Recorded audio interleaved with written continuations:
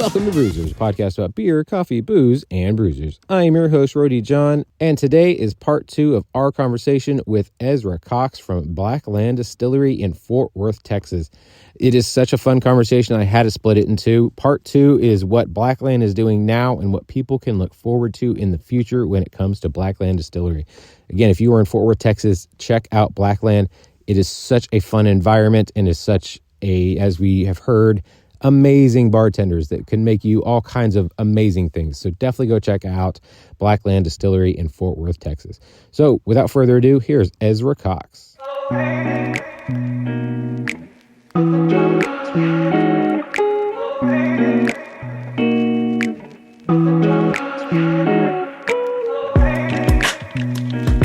Now, you guys have the vodka, you have the gin, you have the bourbon. You said you're making the rum right now. You have rye whiskey as well. One of the most recent additions is your Texas brown sugar bourbon. Sorry, Texas pecan brown sugar bourbon. What other? So we have something else in our glass right here. That's true. What do we have in front of us? We got Prairie Gold here. We'll just talk about that before we move on to, with the pecan. Yeah, I didn't mention that before because I mentioned the things that we were set up to do here originally. The pecan did come a little bit later, so we've been doing that about 2 or 3 years now. It's our best seller.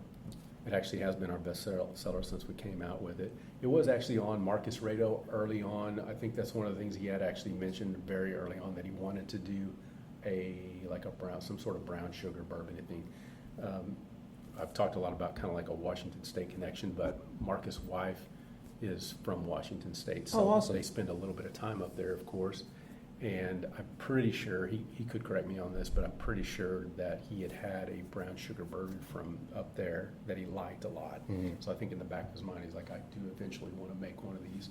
And again, 2 or 3 years ago, he got serious about it. He's like, okay, figure this out. Let's make a brown sugar bourbon.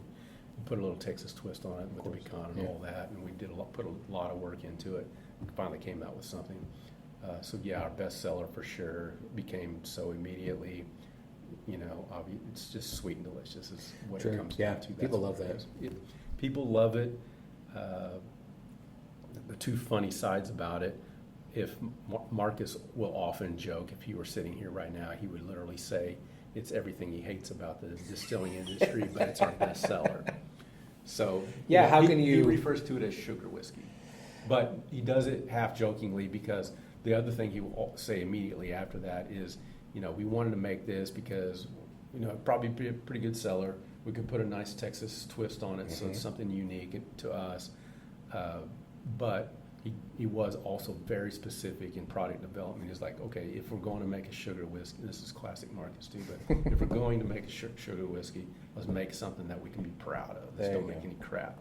So really, mostly what that came down to is the bourbon that goes into it. Of course. And interestingly enough, the sugar too. It's quite a unique sugar, but so that was kind of the guidelines to work with.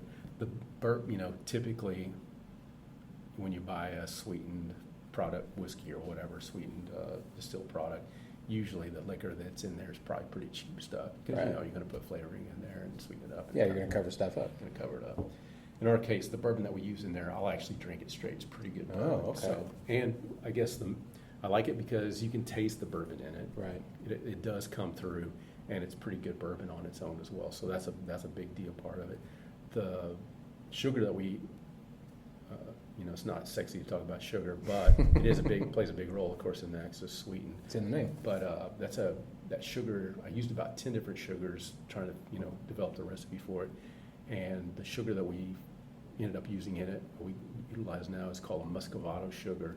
Okay. It's imported from an island called Mauritius, which is off the coast of Madagascar. So it's like out in the middle of nowhere. But the sugar's so good when Aaron, my distiller, is making the pecan here in the distillery, like as soon as he opens a bag of sugar, it just wafts through the whole building. Like I can smell it. It smells. How did you find something that I don't remember. not to put the pun out there, but that grain of grain of sugars is so small. Like, how did you get that tiny little island? Yeah, I think it's just a matter of just trying to get every kind of sugar we could essentially for it.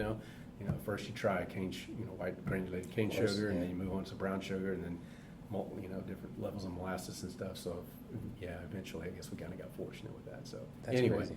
so I like to talk about it a little bit, mostly because it is our best seller. Well, of course, The yeah. beauty of it too for us here is I do a lot of tours here. We entertain people, I have guests, clients, and whatnot. And sometimes when we can, like if you're here, you and I are here together, we can kind of just cruise around and pull stuff out of barrels. That's the best. That's Yeah. the best. It's fun for both of us. If we don't have time, we have kind of a setup in one of our barrel rooms where we kind of have sort of things, quote unquote, on tap, something that's easy Okay. to harvest. So I try to keep a selection of mostly one-off things that I can, offer to you. Be like, here's some cool things we're working on, or some one-off things we did just for fun as distillers. But I often forget that a lot of people don't drink. They're here for the cocktails. They don't typically drink spirits straight. It's like a little much for them, so they don't enjoy it. But the pecan's universal. Everybody loves it. So once I offer them, you should try the pecan run, and boom, they're like, oh yeah, this is it. I love this stuff. And also, lastly, like I keep it at home. I don't drink it too much because it's awfully sweet for me. Right. But my neighbor will be like, hey, you got any of that pecan brown sugar? Or somebody comes over and somebody will always drink it. So that's the beauty of that. Yeah, your the kind of VIP little barrel room that you guys do have is absolutely beautiful, and it reminds me. I was telling Hannah when she was showing me, it reminds me of there's a couple of wineries in Napa that I've been into those kind of rooms, and it just looks just like that. You can have a giant party there, and or a big dinner, and it's just absolutely beautiful. So. Yeah, we do a lot of that here for sure. And now at this point, so you and I are sitting right now in our new quote unquote true VIP room, Right. which we've almost completed to this point. It's got our entire collection of smaller barrels, kind of like a lot of our custom barrel program, all 5s and 10-gallon barrels. The room you just referred to, which has served kind of as our VIP room, what I now call our original barrel room. It's got about 200 barrels in it, displayed nicely, and those are all 30-gallon barrels. And then behind us here is our big barrel room. We've got about 353-gallon barrels in here. So it's become, when I've got it clean and ready for the weekend or whatever event, it's become kind of our new event space. It's a little bit bigger. Yeah. Yeah, because just like you and me, man, when I go to a brewery, I want to see equipment or a barrel, when they're doing barrel aging, when I want to go to a distillery, I want to see the barrels and all the cool stuff. It's just something about it. It is. It creates its own ambiance because you're showcasing the equipment that gets you what you enjoy. Yep. Like it's the middle ground almost. It's like people say you don't want to see how the sausage is made.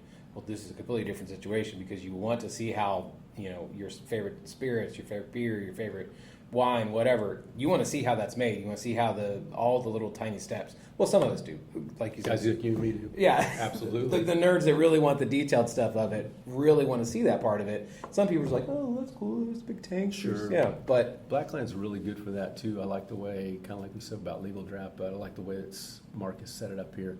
Marcus is really aesthetic minded, Right. So he knew, it was everything you see here is Marcus put together. He wanted it to look this way. So again, the eye still is completely different. You walk, everybody that walks in here, no matter where they've been in the world, if they've toured breweries, distilleries all over the world, they've never seen a distillery quite like this. right.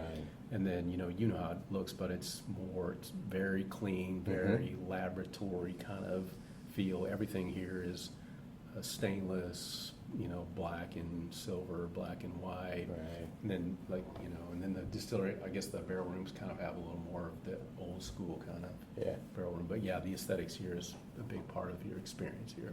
Now, And I should also say too that it's important to us when we built out that we have windows between the bar and the production area. That way, people, bar hours are a little bit different. So if you're here during bar hours in the evening or something like that, we're not actually working back here.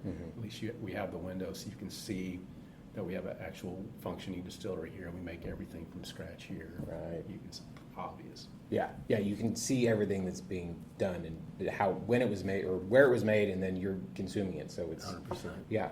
Now you guys you were telling me that this was built out roughly 2 years ago now. So we just celebrated our 4-year anniversary. Well, I mean, sorry. This space over here. This space. About 2 years, I guess now. Wow. Maybe not quite. Yeah, that worked out real good. came just when we needed it, for sure. We've got another space still to go over here on the other side. Oh, wow. It's not ours at this point. I hope at some point it becomes ours. We're putting in the universe that it will be yours. Yeah, we're growing. I mean, we've been growing now for 4 years, pretty steady. I think we're essentially we work with Southern Glazers, which is a huge distributor, massive nationwide distributor. So we have the option, I think, of going into all 50 states. We have not yet. Yeah, I think so it's them and Republic. I used to work for Republic. They're always battling out as to who's the bigger one and but Southern was the biggest. And then they, quote unquote, merged with Glazier here in Texas. And so now they are the biggest. And of course, Republic is buying up a lot of their little distillery or distribution companies so that they're trying to be the biggest. It's fun to watch, and it's also just really annoying. It's just two giant companies like fighting over who's going to be the biggest distributor. Yeah, absolutely. But then you also being inside of it's completely different because you see that you're the biggest, and you might be distributing a lot of amazing brands, but a lot of them just aren't getting the attention that they need, which is unfortunate. But when you have that much, like, what do you? It's a trade-off for sure. It's a trade-off, and you have to fight, of course, get attention and all that. And again, it's Marcus Steele. That's what he's really good at. So he gets the credit for definitely our growth in that respect. But yeah, it's tough. But on the other hand, when you've got somebody that, if we just say, we want to be in whatever market, we're ready to be in that market. Yeah. They've got the resources to do it, and if they respect what you're doing, it's you get a green light. So that's true too. We've been in, I guess we're hopefully the right place at the right time. Again, Marcus has done a great job. Building the brand is a big thing for him and for Blackland. So far so good with us. We're in about 12 different states right now. That's awesome. I would have said we're kind of gotten to a groove at this point, but if you were here a month or two ago, I'd still say we still can't keep up, sort of thing. So yeah, it's worked out pretty well for us. And I think Marcus' plan, he could speak better to this, but just, he doesn't want to spread out too far, too fast. Yeah, you don't. For us, it was about Texas for the first couple of years specifically, and then we just kind of branched out slowly geographically. And it's usually because somebody comes to us. So, now after Texas, I can't remember what order it was, but I'm going to say it was Oklahoma, and then Arkansas, and then slowly a little bit into Missouri, and then a little bit into Kansas, and New Mexico, Arizona. I've got my first order sitting out here right now to go to Mississippi. I think we went with us a little bit smaller distributor there, that, I don't know, just trying to control it. But y'all are in Louisiana too, right? You know what? Not yet Louisiana. Okay. Is it one of those that it's too big? Again, in the sense that, like... There are a couple of those. Okay, absolutely. So my girlfriend's from New Orleans, so we go to New Orleans on a regular basis. And obviously, I've called, and I've offended people by saying this, I've called New Orleans the Vegas of the South. Mm-hmm. However, I can say that with the caveat that there's far more history in New Orleans than there ever will be in Las Vegas. So, but it is one of those cities that people go to, they kind of, they're looking to get fucked up, or they're just looking to, have some drinks, have a good time, whatever. And then go home. Yeah, and then go home. So, with that being said, I imagine like that pool is so deep that, how are you supposed to diverse yourself between, this liquor, this liquor, this liquor, and then also what are they doing with the liquor? Are people drinking it straight? Are they making good cocktails with it? Or are they just throwing it in like a hand grenade type situation? That's a good point, and that could very well be the answer. I'll say that for a couple of reasons. One is I've been to some industry conferences and whatnot with Marcus, and I see him constantly getting approached by California and New York, and he's just like, no, I'm just not interested, not maybe someday, but it's not where we're headed. And also, I guess more importantly, what I've seen, we've got a great sales staff here as well, and what I've seen is that when we go into a new market or when we're getting established in a new market, Marcus will go there and we'll send a whole sales crew there, and it's mostly about taking our bar manager there, to your point, and going to places where it's going to be served and like, okay, here's the best use for our liquor. Like if you have